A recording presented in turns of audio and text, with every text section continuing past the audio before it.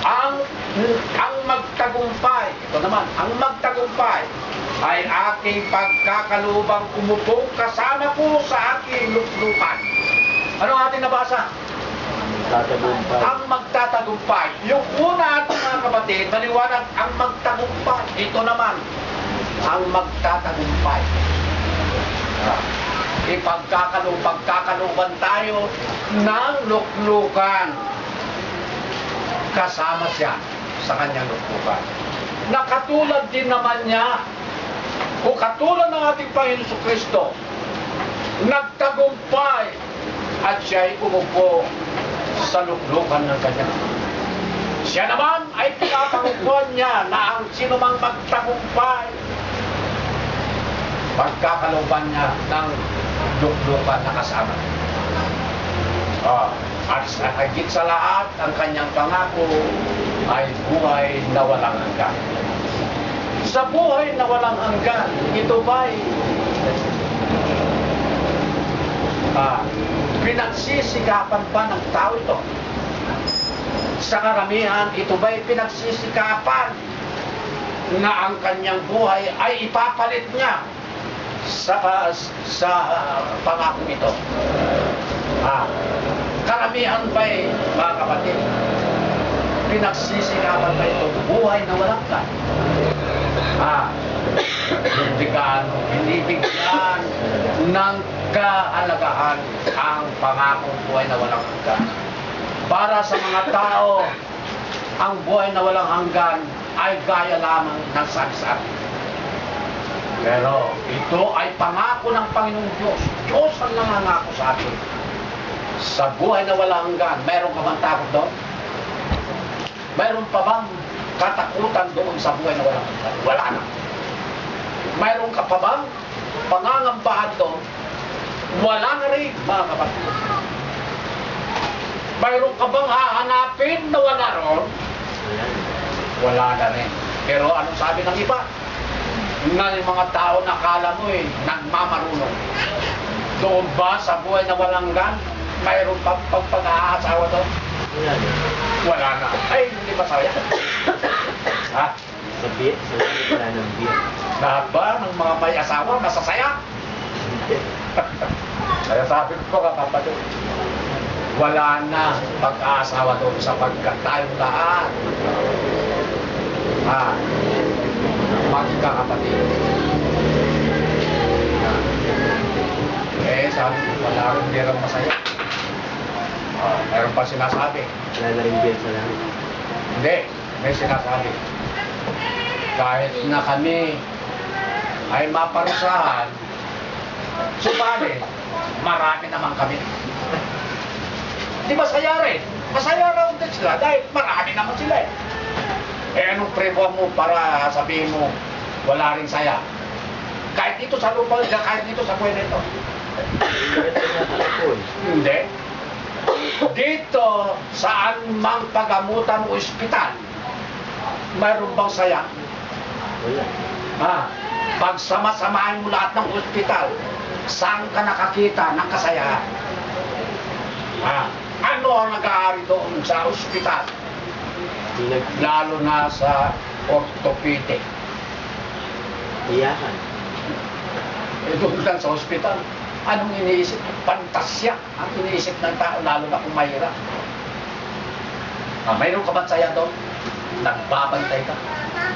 Mas mabuti pa yung may sakit kaysa nagbabantay sa may sakit. Dahil problema niya. Yung may sakit, anong magagawa niya? Para pagalingin. Sinong magpapagaling sa kanya? Sa pamamagitan ng doktor at sa mga nangangalaga sa kanya. Kaya ang mga nangangalaga sa kanya, yun ang kinakain. Yung ba masaya? Kahit na marami, pagsama-samahin mo yan, mga kapatid. Kaya lahat ng mga katwiran ng tao, katwiran lang ng tao. Pero walang kabuluhan.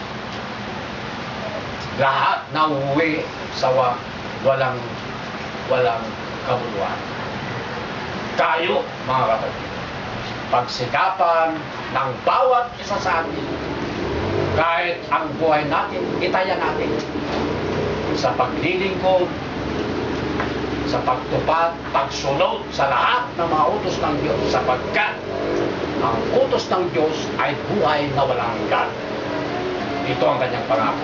At ang ganyan, mga kapatid, ating ay paglikod, muli tumayo tayo at mag-alay tayo ng isang kanyang pananangin bilang pasasalamat. Number 5. Sambahin ang Diyos, naging ilaw, purihin natin lahat, ating ihalay sa kanyang ngalan, ang buhay diwa lakas. Ang Diyos ay naghihintay na siya ay sambahin at laging paglingkuran ng lubos at taimtim at inasal. Siya ang ating matibay na kanlungan. Manalangin ka, kapatid na Marcel. Salamat po sa isang pagkakataon na naman na pinagkaloob niyo upang maringgan namin ang mga dalang salita. Salamat po sa patuloy niyong pagpapatubay sa aming mga ministro at tagapamahala. Salamat sa mga talimang pinagkakaloob niyo sa kanila upang maayos na may parating sa bawat membro ng iglesia yung mga bagay na dapat namin matutunan. Yung mga pag-aaral na nagaganap tuwing linggo, sana yung mga bagay na nalalaman namin ng isang data namin upang mas maging matatag kami sa pagharap sa mga pagsubok ng pagdadaanan namin. Sa mga habang tumatagal, dumarami yung mga pagsubok na kailangan namin lampasan. Yung mga bagay na nangyayari hindi lamang sa mga sarili namin, kundi pati sa paligid namin. Nawa, gamit yung mga natututunan namin sa tuwing linggo, naway maging mas matatag kami, makayanan namin na maiwasan yung mga bagay na hindi namin dapat gawin.